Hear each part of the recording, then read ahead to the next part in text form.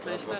На ведущей инвест-платформе Ближнего Востока собрались ключевые игроки финансового рынка исламских стран. Татарстан – постоянный участник форума в Абу-Даби с момента его основания. Раиса республики многие знают лично. Спасибо, рад был вас видеть. Современный Татарстан – один из ведущих регионов Российской Федерации с большим инвестиционным потенциалом. Тема пленарного заседания – смена инвестиционной парадигмы. Участники форума обсуждают будущие инвест-возможности для устойчивого экономического роста. Рустам Минниханов выступает в качестве почетного гостя и спикера. Форум для нас – это прекрасная площадка для презентации инвестиционных возможностей нашей республики, обмена опытом с зарубежными партнерами и налаживания новых контактов. Здесь же на полях форума ряд деловых встреч. Первая с руководством одного из самых авторитетных туристических брендов Арабских Эмиратов. В прошлом году они организовали пресс-тур в республику и провели рекламную кампанию путешествий в Татарстан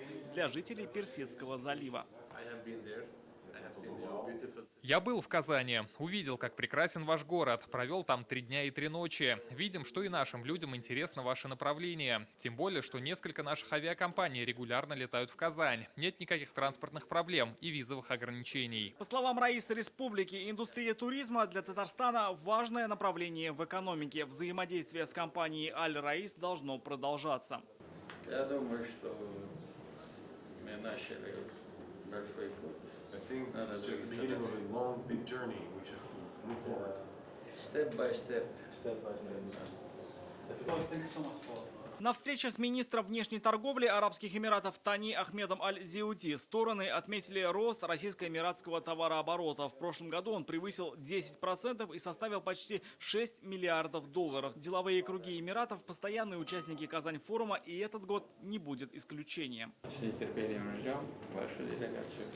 ونحن ننتظركم في كازان وننتظر وفد من الإمارات في كازان. Я думаю, что мы должны друг другу почаще ездить. По словам министра, он планирует приехать в Казань во главе делегации из своей страны. В ее составе бизнесмены и представители госструктур.